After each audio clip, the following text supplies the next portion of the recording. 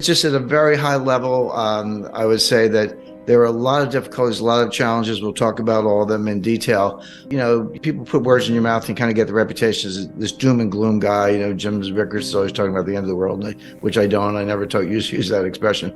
But I make the point that, despite the difficulties, we don't have to be victims. We're not helpless. We don't have to curl up in a ball. The key is to see it coming. If you can see things coming, you can deal with them accordingly. You can get through them, not only preserve wealth, but actually make money. I always point out the example of Hugo Stinnes, and people go, who's that?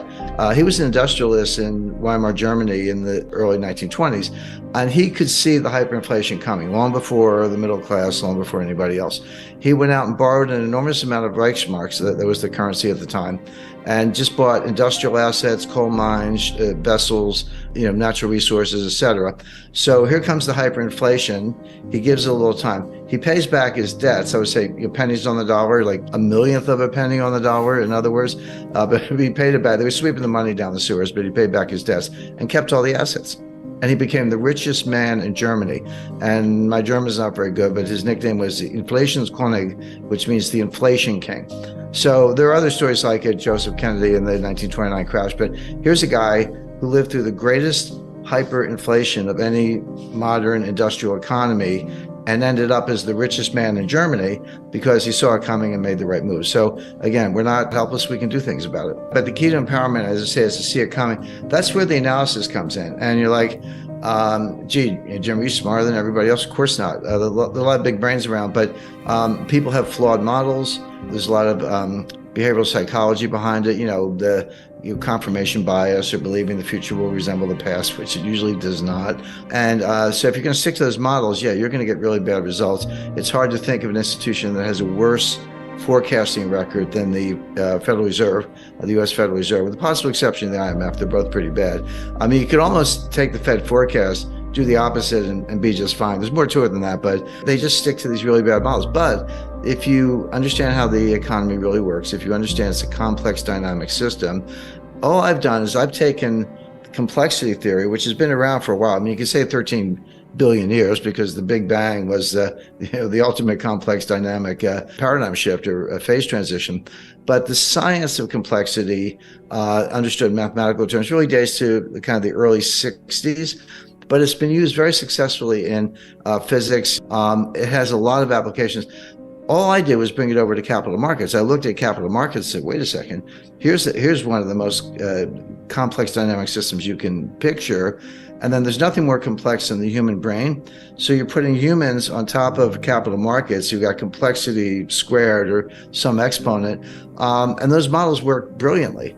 But try getting anyone to understand it or do that work is difficult. But again, the point is, if you have the right models, and I would include behavioral psychology, a good dose of history, complexity theory, and a few other branches of applied mathematics, you can get very good results. But if you stick to, the Phillips curve and non-accelerating inflation, unemployment rate, and a lot of other nonsense the Fed uses, you're gonna get it wrong. Does the future resemble the past? With some probability, some degree of distribution of probability.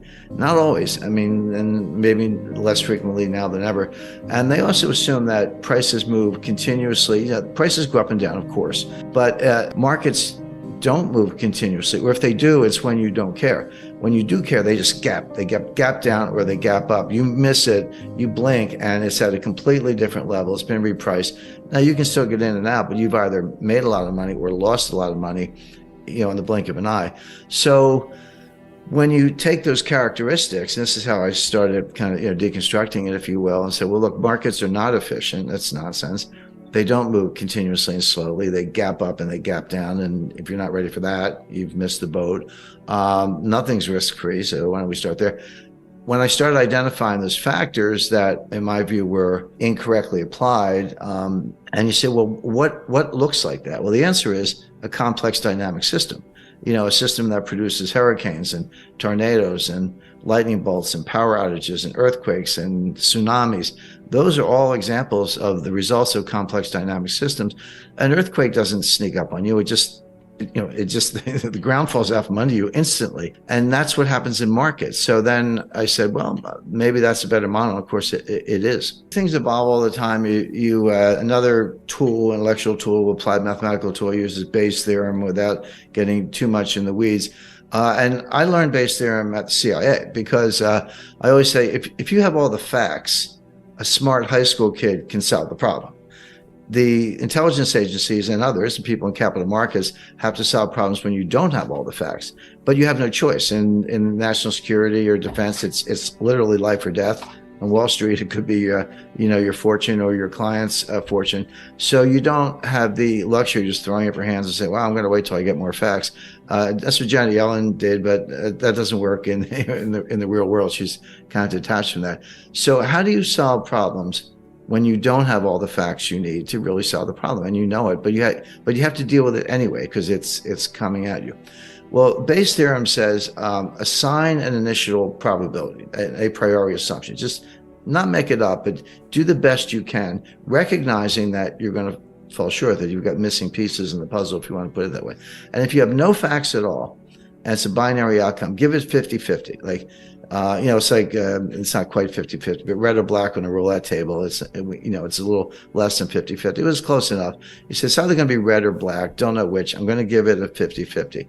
And then what you do, this is what statisticians hate, you update it based on subsequent facts. As new facts come in, you put them back in the model, you update it, and what you'll discover is that your probability either goes up or down. Well, if it goes down more than a certain amount, you discard it. You say, well, that's wrong, I just do it again. But if it goes up, what you're doing is making it more and more likely that your assumption was true. And so eventually you can get up to the 80-90% level. And that's not 100%, but it's pretty darn good. But there's a tension, which is, okay, as you're updating, and this is something that was explained to me by Henry Kissinger. So imagine a simple graph, and the vertical axis, the y-axis, is the probability of a certain outcome, and the x-axis is a timeline. Basically, you convert that into the amount of information you have. How much information do I have? How much time do I have to make a decision? Well, at zero, at the outset, you have no information, or very little. But you have a lot of time. You have a lot of degrees of freedom. But as you move across the x-axis, as you move down the timeline, what you discover is you get more and more information, which is a good thing. So that curve is going up. But you have less and less time, fewer degrees of freedom. That curve is going down. So when you get all the way to the other end, it's like, hey, I have perfect information, but it's too late. It's over. I miss either war started, or I lost all my money, or something bad happened. So what you look for is the sweet spot in the middle, call it the Kissinger cross, where I have enough information to be smart, but enough time to have degrees of freedom and be able to act.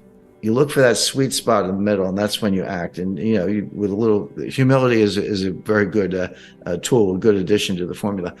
So as I say, in the CIA, you never have enough information. You're always trying to get more, but you have to do the best you can, and kind of make assumptions and make forecasts, because you don't have the luxury of sitting back. You can't wait for 10 9/11 events so you can have a good statistical base. You got one, and you want to prevent the next one.